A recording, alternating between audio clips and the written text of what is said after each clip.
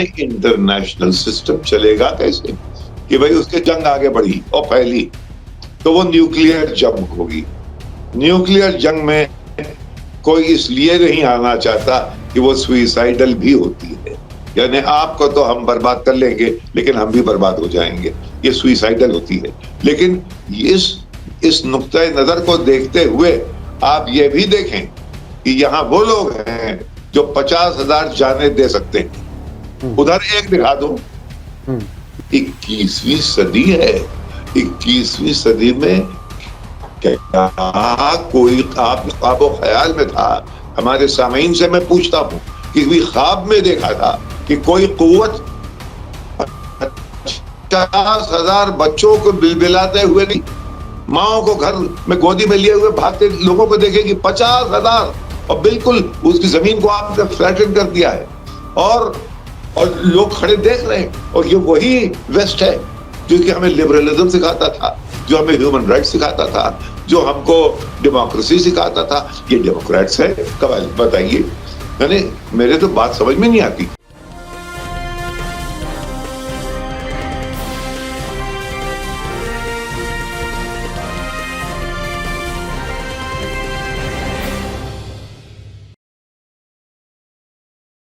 Hello, नमस्कार, आदाब, सत श्री अकाल और अस्सलाम वालेकुम। मैं हूं मोहम्मद अहमद काज़मी, लेकर आया हूं आपका पसंदीदा कार्यक्रम आपके रूबरू। आज संडे और आज एक बार फिर हम सईद नकवी साहब से मुलाकात कर रहे हैं।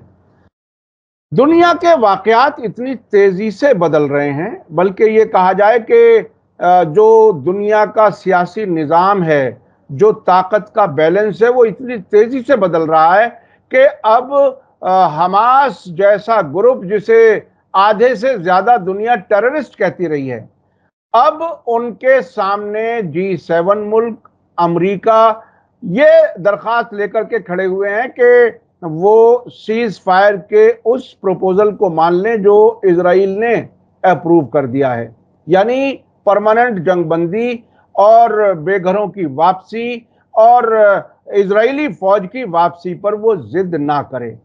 आपको याद होगा कि शुरू में प्लान ये सामने आया था कि असल में कुछ अरब हुकूमतों का, इजराइल का, अमेरिका का ये प्लान है कि तमाम फिलिस्तीनियों को या तो मार दिया जाए या वहां से निकाल दिया जाए, कहीं वो मिस्र में चले जाएं, कहीं भी चले जाएं। लेकिन वो हट नहीं रहे, वहीं पर मर रहे हैं और सामना भी कर रहे हैं, बाकायदा जंग में सामना कर रहे हैं। और उनको सपोर्ट करने वाला ईरान, उसका ताजा बयान यह है कि अगर इजराइल ने लेबनान पर हमला किया, यानी वो जो बड़ी जंग की बात कह रहे हैं, तो उसकी जहन्नम से वापसी नहीं होगी, यानी वो फिर इजराइल के खात्मे तक की धमकी दे रहे हैं। आखिर क्या कुछ है, ये वाकयात किस तरफ जा रहे हैं, G7 मुल्कों के लीडर्स ने हमास से क्या कुछ कहा है, इसके क्या मानी है, ब्रिक्स का रुख क्या है और G7 और अमेरिका का रुख क्या है, इस सब पर हम सईद नकवी साहब से बात करेंगे और ये भी समझने की कोशिश करेंगे कि जिस तरह से एक्सिस ऑफ रेजिस्टेंस, उनमें बेहतरीन तालमेल नजर आ रहा है। पिछले एक हफ्ते में कम से कम 2 बार ऐसी खबरें आई हैं कि यमन के हूथी और इराक के हशदल शाबी, जिसे इस्लामिक रेजिस्टेंस इन इराक कहा जा रहा है, उनके बीच में बहुत ही तालमेल के साथ एक ही पॉइंट पर इस तरह से हमले किए जा रहे हैं जैसे ईरान ने 14 अप्रैल को मुख्तलिफ तरीकों से हमले किए और एक ही वक्त में वो हमले हुए इजराइल के खिलाफ। तो इतनी तालमेल के साथ में हमले, अमेरिका की मर्जी के खिलाफ, अमेरिका को नाराज करते हुए, और फिर अमेरिका कुछ नहीं कर पा रहा है, वो क्या कुछ है वो भी हम समझने की कोशिश करेंगे। सईद नकवी साहब, वेलकम है आपका। मीडिया स्टार वर्ल्ड को आप वक्त दे देते हैं, उसके लिए बहुत बहुत शुक्रिया। आप बताइए कि ये G7 में जो बात सामने आई कि हमास इजराइल के उस प्रपोजल को मान ले, आखिर आपको अब क्या लग रहा है, क्या वाकई हमास मान लेगा इनकी बात? इजराइल के प्रपोजल के पसे पर्दा इजराइल की एक वो डिमांड है जिसको कि कोई भी उसका ऑपोजिट नंबर एक्सेप्ट नहीं कर सकता। वो ये कह रहे हैं कि हमास को नेस्तो नाबूद कर देना, ये हमारा आईन है। अगर ये इसको तो इससे वो हट नहीं रहे, तो इसके अलावा ये पीस प्रपोजल के मानी क्या है भाई? हमास ने आपका पीस प्रपोजल मान लिया, ये है कि आप एक्सचेंज ऑफ हॉस्टेजेस हो जाए, उधर से एक्सचेंज ऑफ प्रिजनर्स हो जाए, उसके बाद फिर आप पूरी तरह से विड्रॉ कर लें अपनी फौजें गाजा से, और परमानेंट सीज फायर के ऊपर आप दस्तखत कर दें। कोई डेमोग्राफिक तब्दीली ना हो गाजा में, कोई टेरिटोरियल एडजस्टमेंट इधर से उधर ना हो। हम आपने बर्बाद तो कर दिया है, ये जाहिर है, उसमें स्टेटमेंट में तो नहीं है आपने बर्बाद, लेकिन हमें मौका दिया जाए कि हम अपने अपने घरों पे वापस जाएं, वो जो रबल है उसको फिर घरों में तब्दील करें। इसमें कोई ऐसी चीज नहीं नजर आती जो कि कोई ऐसी डिमांड हो जो ये पूरी ना कर सके। लेकिन इधर से ये एक पक्ष ये लगा दी जाती है कि वो जो सीज फायर है उसकी परमानेंस के ऊपर कहीं ना कहीं शुबा रहता है, और ये वो लोग भी लग जाते हैं हमास वाले। अच्छा, इसमें है क्या? देखिए, अमेरिका की तारीख में बड़े बड़े सेक्रेटरी ऑफ स्टेट आए।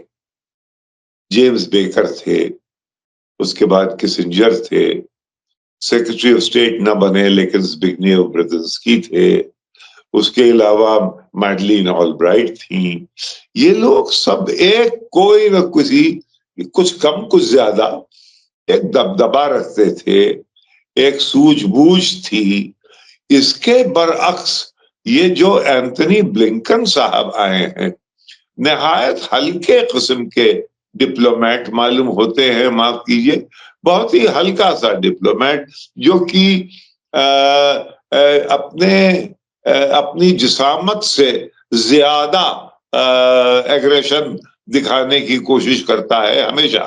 शुरू से पहले दिन जब एंकरेज में इनकी मुलाकात हुई थी अलास्का में, अगर आप याद रखें, वो एग्रेसिव लहजा था कि गोया हमसे झुक के बात करो, ये इनका लहजा था। जब वो शायद ली जिनपिंग से मिल रहे थे या पुतिन से भी मिले, तो उनसे भी यही लहजा इनका यही था।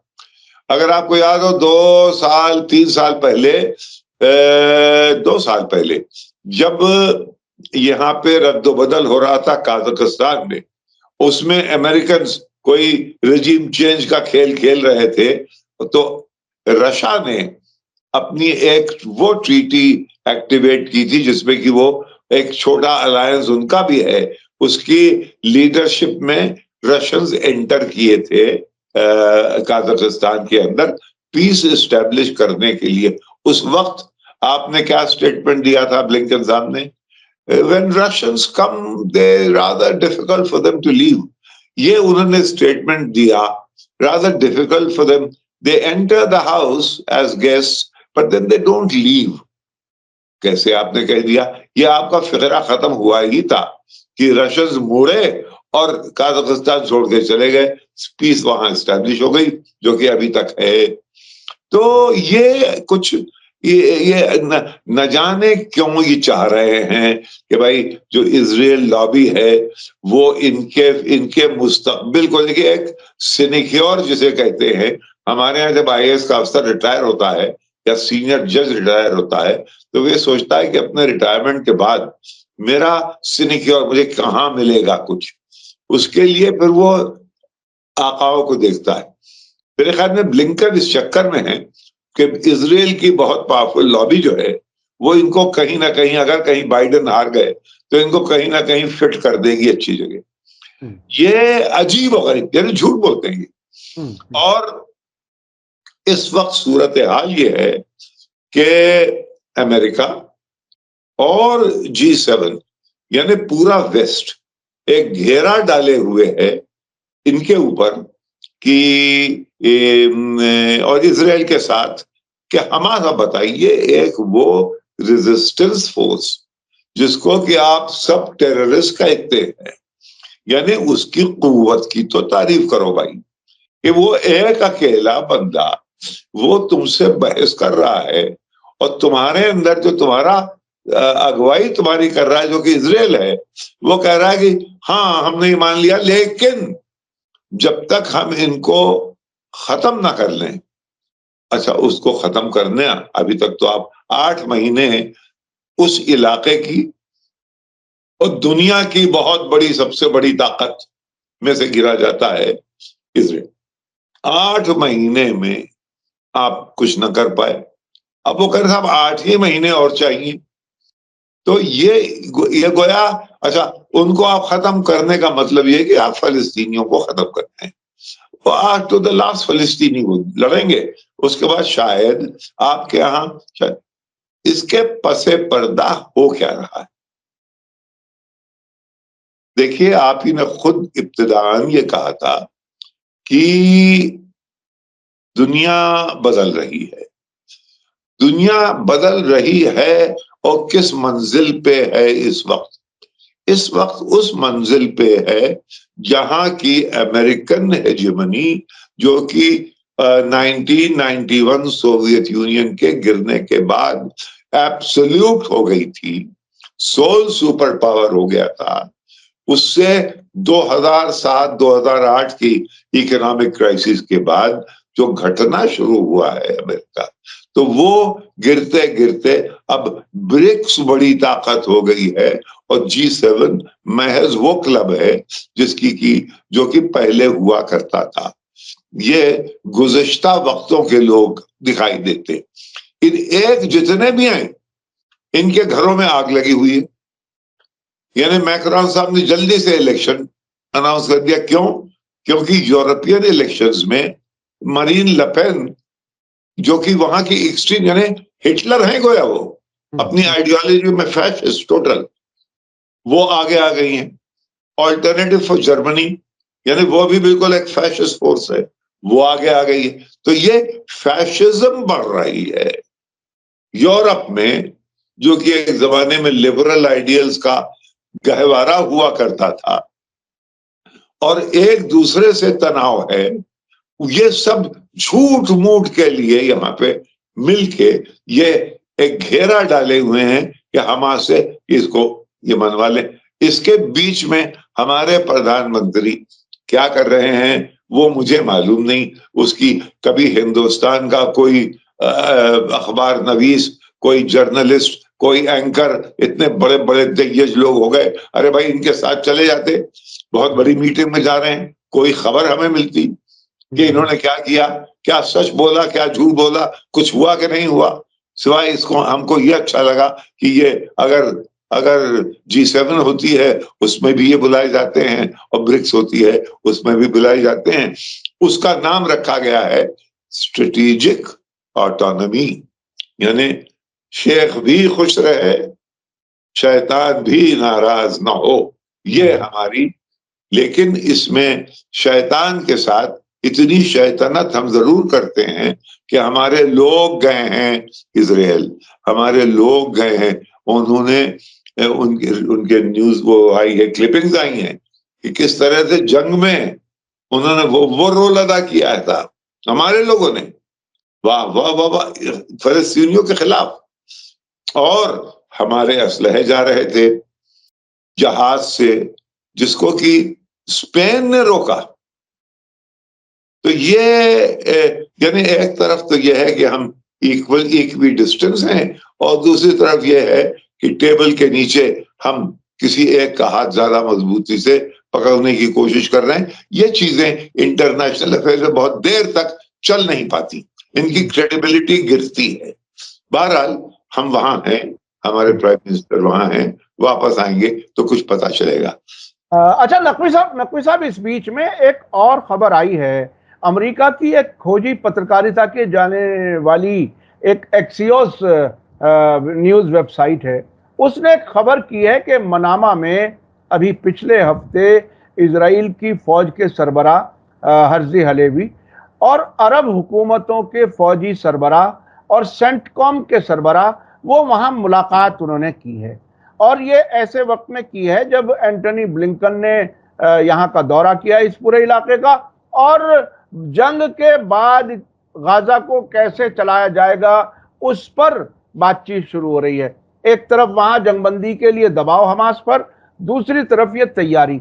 आपको क्या लगता है कि अरब हुकूमतें जो पहले ही अपनी अवाम का एक तरह से गुस्सा भी बर्दाश्त कर रही हैं कि वो इजराइल के साथ क्यों चले हुए हैं, क्या गाजा को संभालने में, वहां हुकूमत चलाने में या वहां की सिक्योरिटी में, वहां क्या वाकई ये अरब हुकूमतें कुछ वहां कर पाएंगी? आपको क्या लगता है? काज़मी साहब, दो चीजें हो रही हैं। एक वो ग्रुपिंग है जो कि इजराइल की इमदाद कर रही है, दूसरी वो इसी के अंदर कुछ अरब ममालिक भी ऐसे हैं जो कि अगर जो भी सेटल हो जाए गाजा में, चाहे उसमें इजराइल उसका हिस्सा हो, तो वो भी उसमें शामिल होने के लिए तैयार है। एक तो ये लोग हैं, और दूसरी एक ग्रुपिंग वो है जिसका कि ताल्लुक ब्रिक्स से ज्यादा है, जिसका ताल्लुक ईरान से ज्यादा है, जिसका ताल्लुक हिजबुल्लाह से ज्यादा है, जिसका ताल्लुक हिजबुल शादी से ज्यादा है जो कि इराक में है, जिसका रिश्ता हूती से है। ये वो लोग हैं जो कि एक्टिव हैं इस जंग में, और सीरिया के लोग, ये जो एक्टिव हैं इस जंग में, एक ये ग्रुपिंग है। अब इन ग्रुपिंग में तो यहाँ पे तो बिल्कुल दिखाई दे रहा है कि भाई ये लोग अपने सर पे कफन बांध के निकले हुए हैं, हम तो मदद करेंगे हमास की। उधर ये है कि आखिर में क्या हो, उस भगदड़ में इसके कॉन्ट्रैक्ट किसको मिले, उसके बाद कुव्वत में कौन आए जो कि हमारे जिसकी कि हमसे उस रसाई हो सके। ये सब एक सेल्फ सीकिंग ग्रुप्स हैं जो कि इसकी बातें कर रहे हैं। अमेरिका अभी वेस्ट एशिया को उसकी डिप्लोमेसी ऐसे डिफाइन कर रहा है कि जैसे ये हमारी टीम हो जाएगी आखिर में इस जंग के बाद। उनका तस्वुर यह है ब्लिंकन साहब का कि वेस्ट एशिया दो हिस्सों में डिवाइड हो जाएगा, एक हमारा एक उनका, और उनका मतलब ईरान और उसके साथ फिर वो ब्रिक्स वगैरह सब ये तो अभी होता दिखाई दे नहीं रहा है हमें। उनका विजन ये है, क्योंकि वहां की सरकारें भी, अब देखिए सऊदी अरेबिया के दो स्टेप्स याद रखिए। उसने चीन की मातहती में तेहरान का हाथ पकड़ा है बहरहाल। उसने इनके खेमे को छोड़ के, वेस्टर्न खेमे को छोड़ के अपने आप को ब्रिक्स का मेंबर डिक्लेयर किया है, समझे? तो गोया ये वो लोग जो कि बिल्कुल 100%, यानी 1945 से सऊदी अरेबिया की अमेरिका के साथ वो रिश्ते हैं जो कि तकरीबन इजराइल के हैं, लेकिन उसके बावजूद मोहम्मद बिन सलमान की क्रिएटिविटी यह है कि वो भी इवॉल्व किए हैं। एक तरफ तो वो खशोगी के मर्डर में इम्प्लीकेटेड थे, वो एक फेज हो गया, वो गुजर गया। अब ये मच्योर हुए हैं, अब ये ब्रिक्स में हैं, इससे ये टस से मस ना होंगे, ये टस से मस अभी ना होंगे। ये ख्वाब है इनके। देखिए जेम्स बेकर ने एक फिकरा इस्तेमाल किया था, और उनके जो मिलर हैं उन्हीं के नीचे काम किया था उन्होंने अभी जेम्स बेकर के फिकरे को याद किया कि what we are indulging in is dead cat diplomacy, मरी हुई बिल्ली डिप्लोमेसी। मानी क्या है? मानी यह है कि हम हर वो काम कर रहे हैं कि ये पीस ना हो, पीस डील ना हो, लेकिन जब बिल्ली मरे तो वो हमास के दरवाजे पे मरी हुई पाई जाए। इसको कहते हैं डेड कैट डिप्लोमेसी, के बिल्ली मरे तो उसके दरवाजे पे हो, लेकिन अभी अमन हम नहीं चाहते। यानी अभी आपके सब इलेक्शन होने वाला है काजमी साहब अमेरिका में, और बहुत कमजोर हैं हमारे बाइडेन साहब। हो सकता है इलेक्शन हार जाएं, कई वजह है इनकी कमजोरी की। इनके साथ ये ब्लिंकन साहब भी हैं, ये सब ताबे हैं उस इजरायली लॉबी के। अगर ये वो भी अपनी नजर हटा ले इन पर से तो ये यकीनन हार जाएंगे। तो अगर वो, लेकिन वो किस हद तक नेतान्याहू के साथ है? देखिए, इजराइल लॉबी इजराइल के हक में है, क्या वो टोटली नेतान्याहू के हक में है? ये स्टडी करने की चीज है, और ये इसके लिए फिर हमको अमेरिका में वो एक्सपर्ट्स हैं जिनसे बात करना पड़ेगी।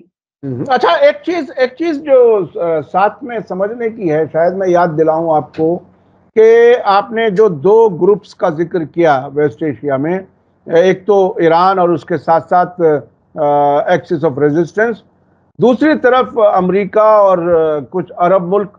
लेकिन उसमें अमेरिका की अप्रोच में और नेतन्याहू के अप्रोच में एक बुनियादी फर्क बहुत ही हाईलाइट हो रहा है।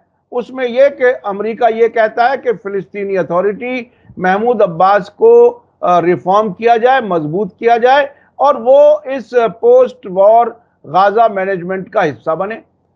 और नेतन्याहू ये कह रहे हैं कि हमास में और फिलिस्तीनी अथॉरिटी में बस इतना ही फर्क है कि हमास हमारा फौरन खात्मा चाहता है और फिलिस्तीनी अथॉरिटी भी हमारे वजूद को नहीं चाहती। यानी ये उन्होंने डिफाइन किया है।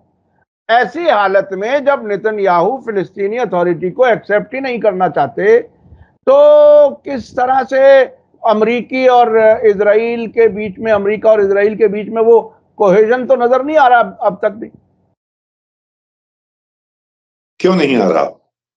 इसलिए नहीं आ रहा कि जो बात कई दफे कही जा चुकी है कि इसराइल को किसी ने, मेरे ख्याल में ये रेगन के जमाने में ये डेफिनेशन किसी ने दी थी, इसको, ये हमारा अनसिंकेबल एयरक्राफ्ट कैरियर है वेस्ट एशिया में।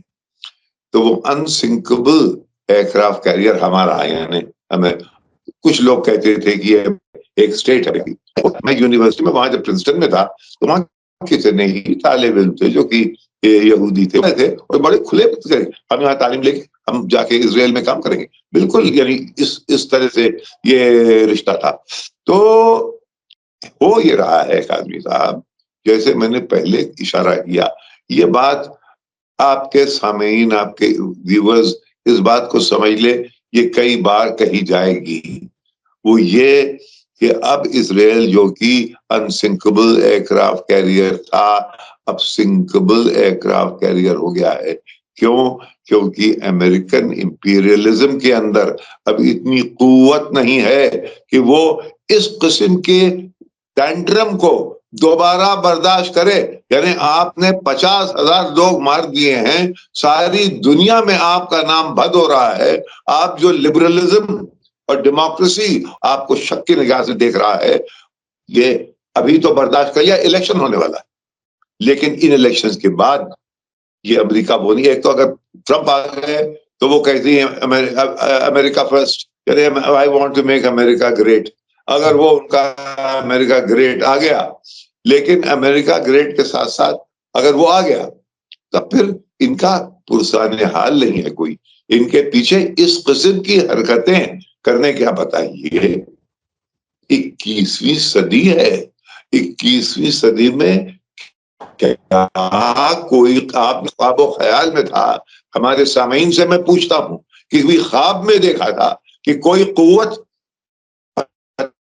50,000 बच्चों को बिलबिलाते हुए नहीं, माओ को घर में गोदी में लिए हुए भागते लोगों को देखेगी 50,000, और बिल्कुल उसकी जमीन को आपने फ्लैटन कर दिया है, और लोग खड़े देख रहे हैं। और ये वही वेस्ट है जो कि हमें लिबरलिज्म सिखाता था, जो हमें ह्यूमन राइट्स सिखाता था, जो हमको डेमोक्रेसी सिखाता था। ये डेमोक्रेट्स है, कब बताइए? यानी मेरे तो बात समझ में नहीं आती। 21वीं सदी में हम ये देख रहे हैं, हैरत, मैं हैरत हूं कि दुनिया क्या से क्या हो जाएगी। आंख जो कुछ देखती है लब पे ला सकता नहीं, मैं हैरत हूं कि दुनिया क्या से क्या हो जाएगी।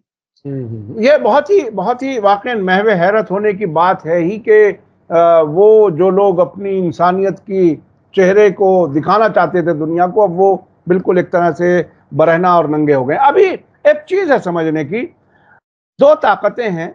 एक तरफ तो नेतन्याहू या उसके नजरिए के वो लोग जो बेजलेल स्मोट्रिच या इतामार बिन गवीर, जो बिल्कुल फिलिस्तीनियों को देखना ही नहीं चाहते उस पूरे इलाके में।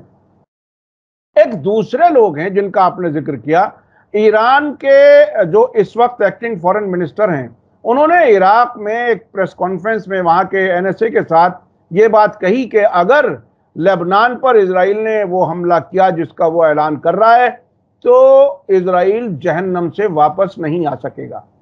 साथ साथ यमन और हिजबुल्लाह और इराक का जो हर्जल शाबी है, ये बहुत ही तालमेल के साथ इजराइल के साथ के खिलाफ मुसलसल हमले कर रहे हैं और ये कह रहे हैं कि जब तक जुल्म नहीं रुकेगा गाजा के फिलिस्तीनियों पर, तब तक हम इसी तरह से जारी रखेंगे। और साथ साथ वो ये भी कहते हैं कि फिलिस्तीन की आज़ादी को हम सपोर्ट करते हैं, इजराइल को खाक के खात्मे को सपोर्ट करते हैं। ये जो दो नजरिए हैं, आपको क्या लगता है आखिर क्या होने वाला है? क्या ये अगर जंग रुक भी जाए और फिलिस्तीनियों पर ऑन एंड ऑफ जुल्म उसी तरह से जारी रहे जो 7 अक्टूबर से पहले था, क्या ये एक्सिस ऑफ रेजिस्टेंस उसको खुली आंखों से देखती रहेंगी? वेस्ट जो है वो गैम्बल कर रहा है। अमेरिका का जो राइट विंग है, जो नेओकॉन्स हैं, वो गैम्बल कर रहे हैं। गैम्बल किस बात पे कर रहे हैं? वो ये कि ये अगर जंग आगे बढ़ी और फैली तो वो न्यूक्लियर जंग होगी। न्यूक्लियर जंग में कोई इसलिए नहीं आना चाहता कि वो सुइसाइडल भी होती है, यानी आपको तो हम बर्बाद कर लेंगे लेकिन हम भी बर्बाद हो जाएंगे, ये सुइसाइडल होती है। लेकिन इस नुक्ते नजर को देखते हुए आप ये भी देखें कि यहाँ वो लोग हैं जो 50,000 जाने दे सकते हैं। उधर एक दिखा दो। यानी ये जो न्यूक्लियर मेल है उसके लिए भी एक टेम्परामेंट चाहिए, समझे? भी करने को हुनर चाहिए कि भाई अगर ये लोग तो वो हैं, इन्होंने जान दे दी और अभी ये हट नहीं रहे, तब तक आपने ये तय कर लिया है कि जंग अगर फैली तो न्यूक्लियर होगी, ये कोई नहीं चाहता, लिहाजा ये तुम चलाए जाओ। लेकिन ये भूल रहे हैं कि इस तरफ जो लोग लगे हुए हैं, अरे भाई ये तो करबला वाले हैं, ये तो आए इसीलिए हक पे है और हम अपनी जान दे देंगे। आपने करबला वाली बात याद दिलाई। पहले भी वो जिक्र एक बार हमने बताया था अपने दर्शकों को कि जो ज़ियादल नुखाला हैं इस्लामिक रेजिस्टेंस के, जिहाद इस्लामी के, उन्होंने ये बात ईरान के सुप्रीम लीडर के सामने कही थी कि करबला एक ऐसा वाक़या है जिस पर तमाम फ़िरक़े, तमाम मुसलमान यानी सुन्नी शिया इस पर मुत्तहिद हो सकते हैं और होंगे। और दूसरी बात, अभी ताज़ा याह्या सिनवर का एक बयान आया है जिसमें उन्होंने कहा है कि या तो फिलिस्तीन एक आज़ाद मुल्क जो जेरूसलम, ईस्ट जेरूसलम उसकी राजधानी हो, या तो वो हो, नहीं तो हम करबला की तरह से शहादतें देंगे, हम शहीद हो जाएंगे लेकिन हम झुकेंगे नहीं। तो ये बात याह्या सिनवर की तरफ से ताज़ा फिर से सामने आई है। आप किस तरह से देख रहे हैं? देखिए कुछ हमारे जो व्यूअर्स हैं वो सुन्नी हजरात बहुत से हैं, तो वो ये कहते हैं कि हमें सुन्नी होने पर हम शर्मिंदा हैं, सारे सुन्नी मुल्क जो हैं वो इजराइलियों के साथ खड़े हैं। मैंने उसको ये कहा है कि ना तो सुन्नी को शर्मिंदा होने की जरूरत, ना शिया को फख्र करने की जरूरत, सिर्फ इंसाफ पसंद होना जरूरी है।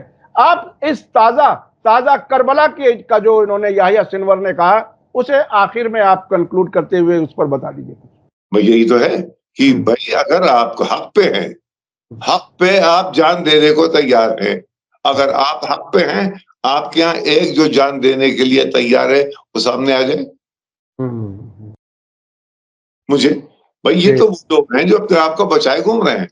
ये तो समझ रहे हैं कि दुनिया की डिप्लोमेसी से अपनी बका और अपना इर्तिका और अपनी जो पोजीशन है दुनिया में हेजेमॉन की, जो कि घट चुकी है।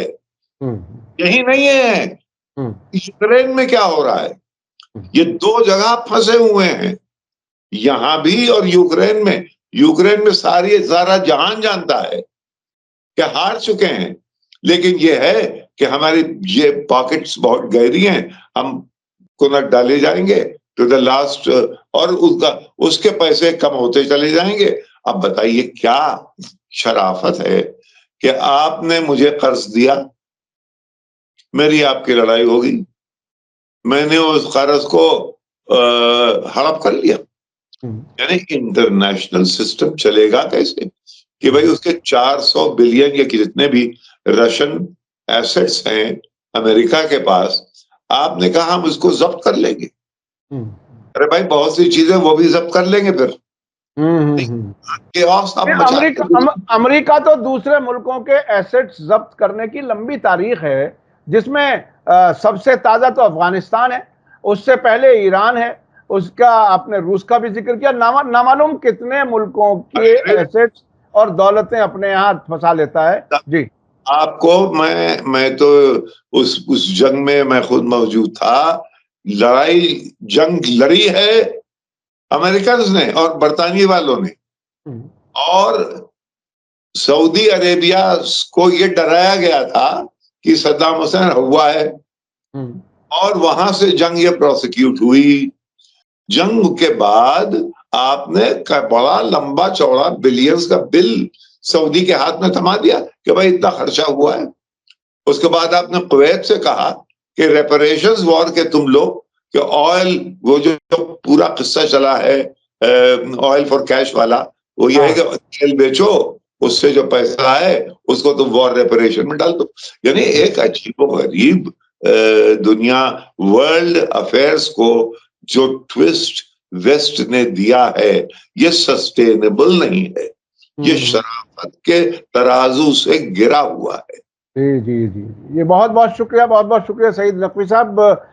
वो खुद अपने फायदे के लिए जंगें करते हैं और बिल दूसरों के हाथ में दे देते हैं, और किस किस तरीके से मुल्कों के बीच में टेंशन, उनको हथियार बेचना, जंग हो जाए तो उसमें कूद पड़ना, और तमाम किस्म के फायदे, नेचुरल रिसोर्सेज पर कब्जा करना, और जहां जंग नहीं भी होती वहां के लोगों के भी एक तरह से सामने की प्लेट से एक रोटी उठा के खा लेना।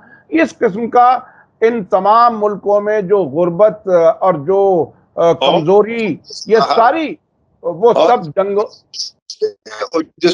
जो इनके मरीन्स जिस तरह से रहते हैं, अरे साहब मैं आपको क्या बताऊं। मैं एक जगह हेटी में हिंदुस्तान की पुलिस और अमेरिकन मिलिट्री फोर्स इंडिया की, मुझे याद है मेजर सबूता सरदार जी थे, और अमेरिकन, दोनों के खाने का बंदोबस्त अलग था। इधर वही आलू पूरी दाल सब्जी ये सब चल रहा था। इधर मैं अगर वो नाम गिनाऊंगा तो आप उनको पहचानेंगे भी नहीं। यानी अलास्कन किंग क्रैब, जो कि इतना बड़ा उसका एक हाथ होता है, Alaskan king crab, lobsters, jumbo prawns, beef steak बेहतरीन, फिर दुनिया ऐसे खाने जो कि दुनिया में किसी को मयसर नहीं है, ये मरीज को खिलाए जाते हैं। ये रातेब है उनका, जिसकी वजह से उनका कमिटमेंट रहे, और जिसका कमिटमेंट इन चीजों की वजह से है, वो कमिटमेंट भी कैसा होगा। जी जी जी, बिल्कुल बिल्कुल बिल्कुल कमजोर। हमने देखा इराक वाली जंग में भी वो बर्गर और कोक और पेप्सी, उस पर चलने वाले फौजी, लेकिन इन्हीं फौजियों को मैंने देखा कि इराक में जहां कहीं वो लगाते थे रास्ते रोकने वाले, वहां बाकायदा वो तंदूर से गरम गरम रोटी उनको मिलती थी, तो उन्हें लगता था कि कोई नई चीज है और बड़ी मजेदार करके वो लोग खाते थे। तो ये है इन फौजियों का। बहरहाल जंग के दौरान भी अपनी पूरी लग्जरी उन्हें चाहिए, लेकिन जो असल फौजी होता है वो कम तरीन खाने पर भी अच्छी जंग लड़ता है अगर कमिटमेंट के साथ हो। बहुत बहुत शुक्रिया सईद नकवी साहब। इसी के साथ मुझे दीजिए इजाजत। धन्यवाद, शुक्रिया। जय भारत, जय हिंद। मीडिया स्टार वर्ल्ड के और वीडियो देखने के लिए हमारे चैनल को सब्सक्राइब करें और सीधे नोटिफिकेशन पाने के लिए बेल आइकन दबाएं। और अगर हमारी खबर सच्ची और अच्छी लगे तो अपने व्हाट्सएप, इंस्टाग्राम, फेसबुक और ट्विटर अकाउंट पर जरूर शेयर करें।